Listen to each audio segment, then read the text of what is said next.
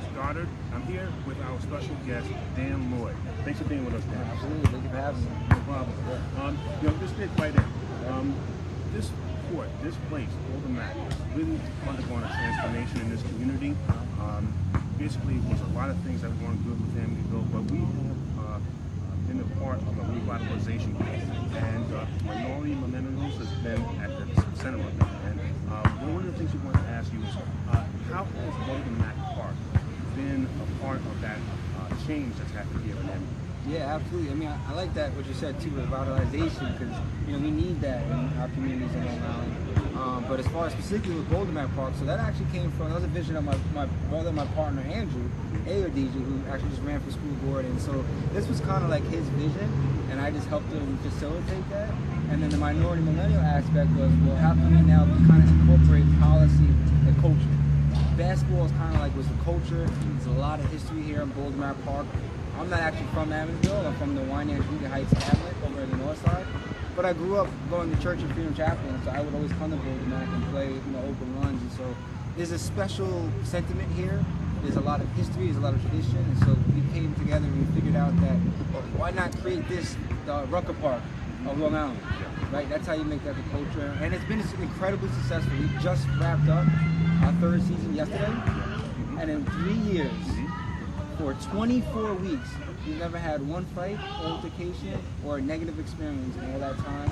And in the last 3 years, we've been keeping track of all the gun violence within the town of Babylon and surrounding communities. So we're going to get the stats next week for this year.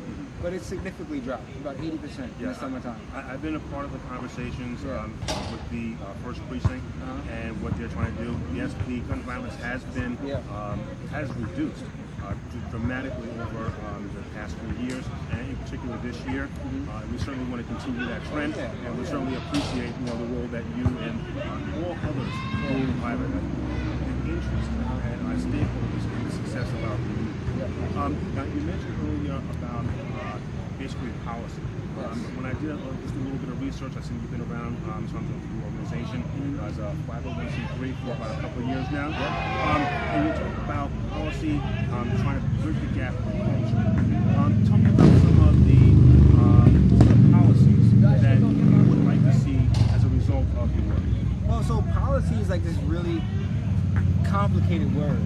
And especially with millennials in Long Island, because if you say it, it's not really understood, like, what does it mean? And so what we've been trying to do is explain that if we want to get something like an Afro Fest or a Curl Fest or Afro Punk here in Town and Park, how would you get that done?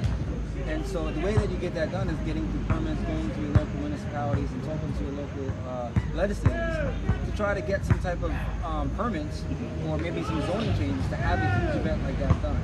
So that's a short, simple idea of getting some policy change in Long Island. But some of the things that we're working on is a Millennial Housing Act. Because I'm a perfect example. Like, I'm in this income bracket where I can't afford to buy a house, but I also don't qualify necessarily for low-income housing. And so I'm stuck where it's like a large majority of our members are living with their parents. And so we're trying to figure out how can we work with developers that they would introduce policy in collaboration with us, that they would have a set price for millennials on Long Island for 3 years. And then after those 3 years, you go into a first-time home ownership program, because obviously, we deal with the Not In My Backyard complex on Long Island, which is rightfully so. It's a suburb, and we want to keep it a suburb. But we have to figure out how we redefine what the American dream is and what the American suburb is, because we're not getting to experience. Yes, and we definitely need to understand that definition from our young people's perspective. So many different things you mentioned, home ownership. That's a central issue that I think even on the state and county level, they're trying to address to some degree, but there's still, as we both probably would agree, there's work to be done there. Things like e-cigarettes and student loan debt come up as other issues that we see that really on the horizon and probably on the minds of our young people as well. Well, to piggyback on, I got a perfect example. So last year we did this event called Bridging the Gap Between Policy and Culture with legislative presiding officer Dwayne Gregory. And out of that, we told them one of the biggest problems was student loan debt. Once we left that meeting, and within the next 2 weeks, he introduced a pilot program that would bundle student loans with a first-time homeownership program. Now, why is that key? I just applied for a mortgage. I got denied. And I'm being very transparent, honest, right? This is what I'm dealing with right now. Absolutely. I got denied from my mortgage. Why did I get denied? Because I have $150,000 in student loans. And so the debt to income ratio is not enough for me to qualify for a $160,000 mortgage. So you have to do this loan consolidation, all this stuff. And so these little instances and examples is what we need to prove as policy. Let's get a pilot program that bundles student loan in the mortgage application, or let's set a 3-year rent subsidy for millennials because it is a crisis. And then how can we get them into that first time where that now the mortgage is, the student loan debt is not looked at as a debt to income ratio problem. Let's eliminate that. Not that we don't pay it back, but it's eliminated in the mortgage application.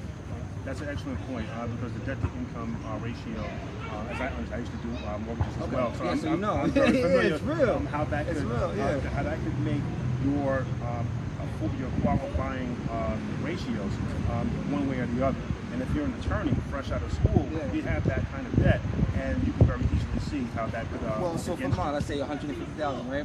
Mine were not consolidated over 2 weeks ago, so they take 1% of each loan, and they add that to your mortgage. So my idea of a student loan payment was $3,500 a month, which is not going to be. So I had to reconsolidate it, but they don't tell you all this stuff. And so this is all the type of policies that we can change. From the mortgage application to the student loan bundle program to a 3-year rent subsidy for millennials. That's some examples we're working on. There's an opportunity for us. But the question has to do with getting their attention. We're talking about programs and having these great programs that are available.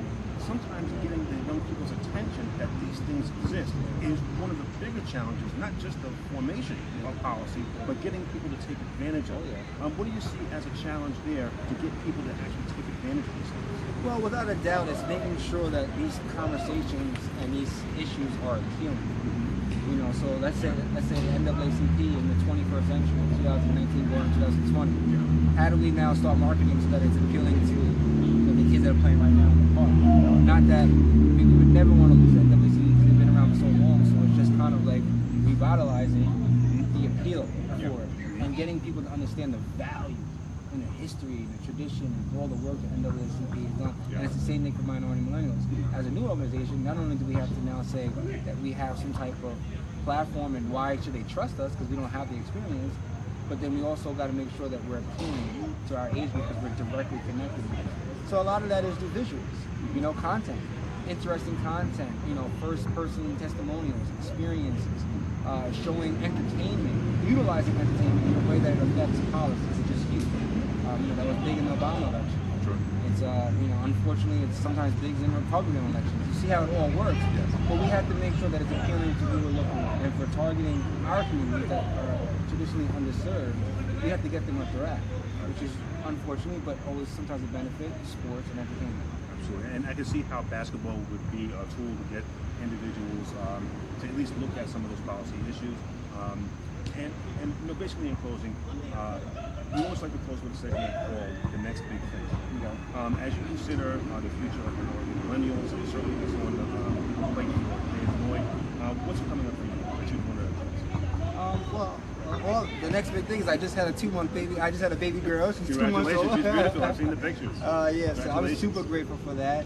But as far as with Minority Millennials and Dan Lloyd, I'm working on a book.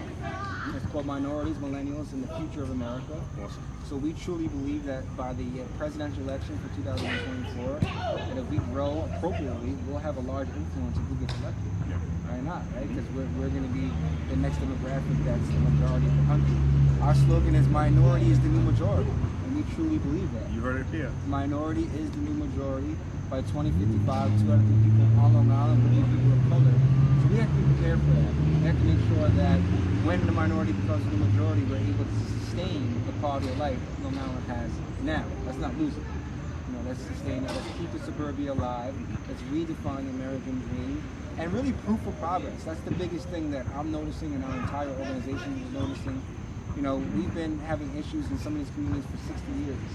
So by 2025, we want to say that at 2020, January 2020, that we worked on these issues, and when we look 5 years back in 2025, we progressed. Proof of progress. That's what we're looking for. You know, proof of progress, not just a number, but actually something tangible that we can hang our hat on and point to, and use that as a place to monitor, to say, well, we've had some progression, so let's see what we can do to take it to the next level. Measurements, absolutely. Let's do that. Any good goal has to have a timetable for measurements. Absolutely. Exactly. All right. Well, you've heard it here first, ladies and gentlemen. Thank you so much for being a part of this exchange. This is this edition of the NAACP Central. And until next time, be blessed. Thanks again. We did it. Thank you. Appreciate it. Okay.